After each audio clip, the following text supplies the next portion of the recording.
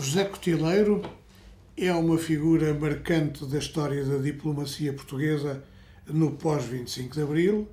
Teve importantes responsabilidades internacionais que consolidaram também o prestígio dos diplomatas portugueses e da sua intervenção e do seu trabalho nos fóruns internacionais. Mas é um homem da crónica e este livro, cuja leitura eu sinceramente recomendo, que é uma edição de Dom Quixote, que se chama Abril e Outras Transições, é um testemunho de caráter pessoal em que ele conta a sua vida, o seu percurso, a aventura de conhecimento de outras personalidades, de outras figuras ao longo dos anos, sempre na intervenção e no exercício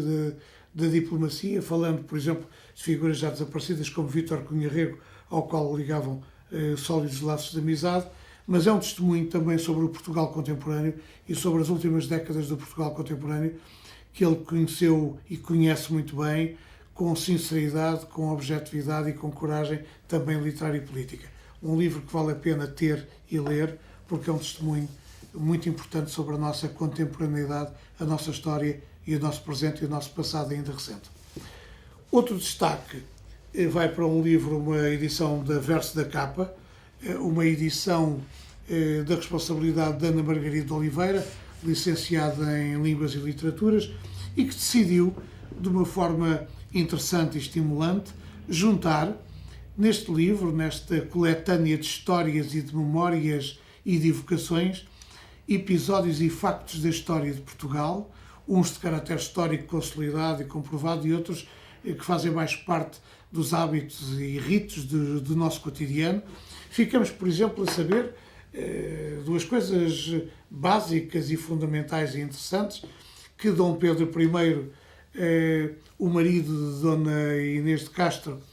que depois a celebrou e consagrou como rainha já morta um ano após o seu desaparecimento físico, era um rei duro, exigente e cruel, que tinha uma propensão acentuada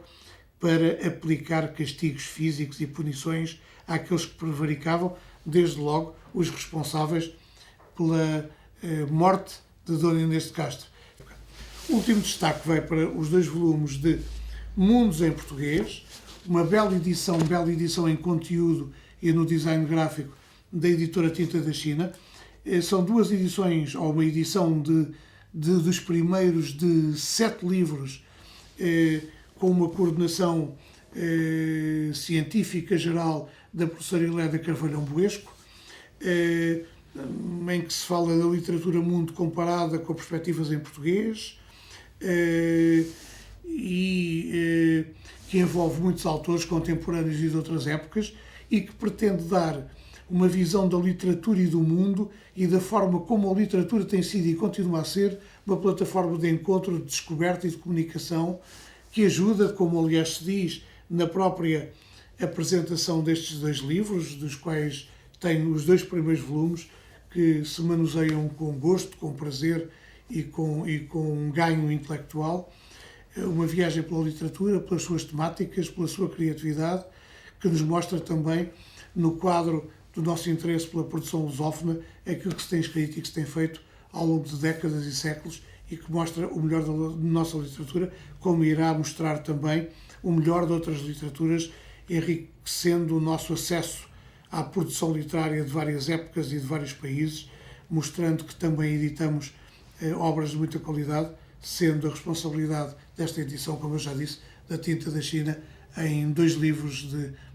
design gráfico magnífico e um conteúdo de excelência. A não perder.